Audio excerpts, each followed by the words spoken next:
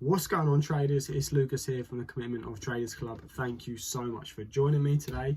I have a fantastic video lined up for you guys today on my trade I took this week along with all my club members, and we all smashed our profits, smashed our results based on this simple, easy beginner price action chart analysis and our secret to success in the Forex market.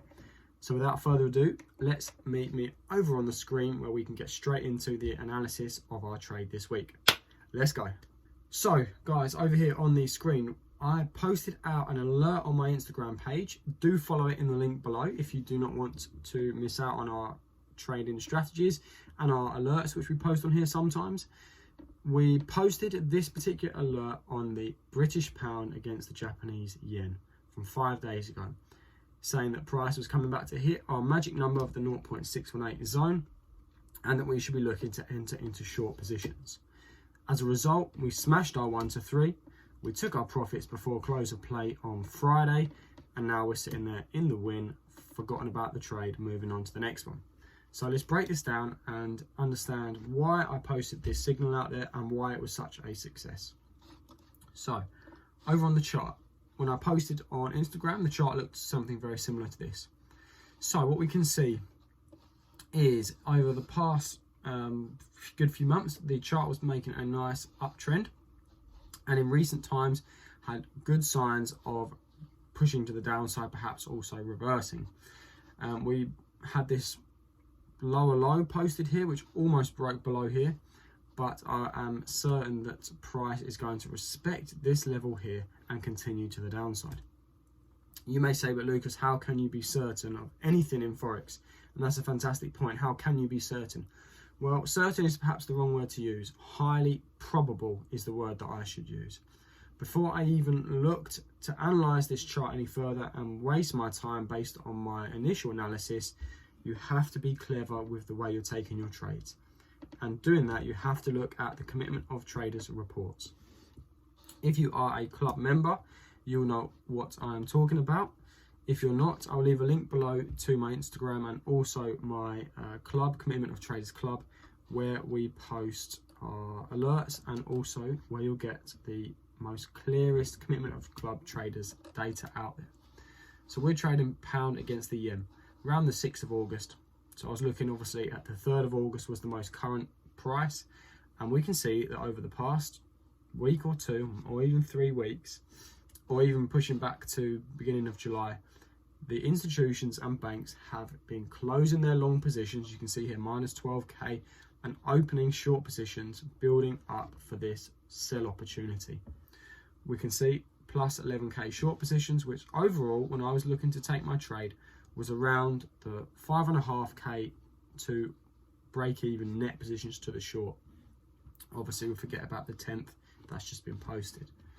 So when I now go over to my chart, I can see that over a good month or so, the banks and institutions are building up for this selling opportunity. Now that we know that there is a short imminent, what we do is we zoom out onto the daily or even onto the weekly, and we can see that we are as well in an overall trend to the downside. We are looking for sell opportunities. Confidence number 1. Confidence number 2, we're in a downtrend, and we've got our COT data to suggest that there is going to be a big push to the downside coming very soon. Again, to back that up, as we're trading against the yen, we want to make sure that the yen is showing signs of strength. It's been particularly weak over the past couple of months, but showing some signs of strength. Obviously, if the yen is stronger than the pound's going to fall. And again, you can see from previous, even from the last week before I took that trade, that the net positions to the short side closed by 7k, which means that the yen gained some strength. Perfect. That's what we want to see. So I looked at it on the daily, posted my signal on Instagram, set an alert, and was ready. So my alert looked something very similar to this. I identified a zone, set an alert, and wanted price to hit this particular point. Why? Okay. I use the Fibonacci tool. I take it from the high to the low, and what we see now is our magic number, the 0.618, being posted on our chart at our major level of interest. What makes this a major level of interest is the huge wick rejections we've had previously around this 153, 200 point or 100 even. That confirms our analysis that this is a level which is going to be highly respected. We can even see here previous, this was the area where price reversed strongly and reacted to it in a very strong way to form that push to the downside. Using the Fibonacci tool, which we know banks and institutions like to use, there's a good probability that this push to the downside based on our COT data is going to happen at our magic number. Now, if you are a club member, you'll have no doubt seen a copy of our trading report and our trading rules. And my trading rule, or one of them which I'm happy to share with you guys now, is that I like to trade from the 0.618 zone. If price doesn't quite make it back there in this retracement, as you can see, we've had this bearish push to the downside. We're now on this bullish retracement, and I'm looking to capitalize from the peak of the retracement to then enter to continuation to the downside. And I like to trade from the 0.618 zone. And if you want further information, click the link below, join our club, and you'll get a copy of that report and my trading plan. So I am now looking, based on two things, price action and also the COT data, to execute a trade at this level. So we go down onto the 4 hour. Looking at this at a price action strategy, you will notice that I don't have any moving average indicators.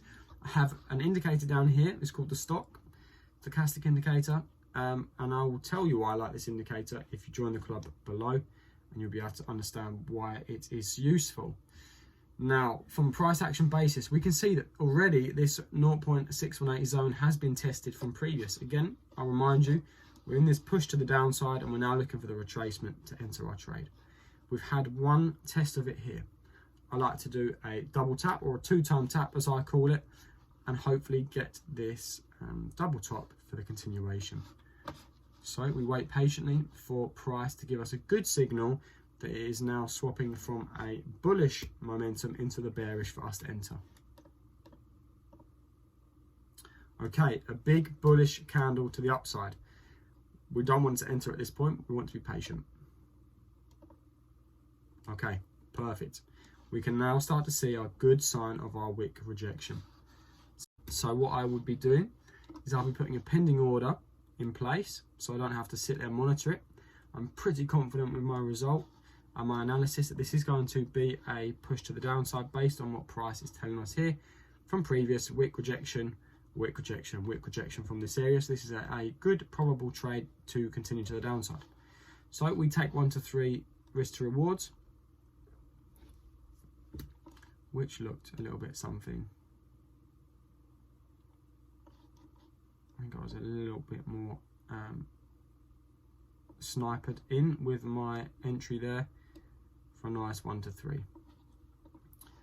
So let's see how this trade plays out.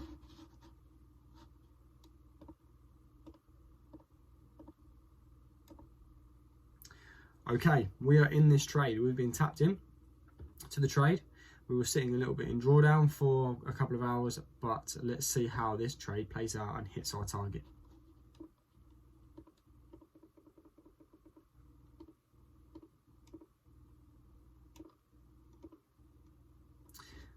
And there we have it, a fantastic 1 to 3 risk to reward. And as you see, very recent, it's going to cut me out of the replay mode because this is where I got stopped out. Well, actually, in fact, I cut myself out of this trade at 1 to 3.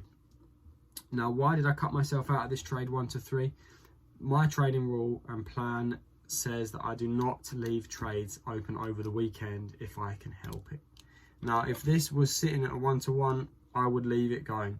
But seeing as I hit my 1 to 3, originally my target was all the way down here. As you can see on my Instagram, I had it as a almost a 1 to 5, if I can read that right. But this trade kicked me in on the Thursday, carried over onto the Friday, and I don't like to keep my positions open over the weekend, so I closed it out at a nice 1 to 3 always. Again, if it wasn't, leave it play over the weekend and just bring it to break even if you can. So now that you see it, that our post on Instagram hit our target this week, albeit very late in the week, Let's break this down one more time for you and see why this was such a good trade to take. So we can keep our analysis up there. It makes it easier for us to see how we took it. So we noticed that the trend was to the upside, but it's hit a high and there'd been a good push to the downside for the past month or two.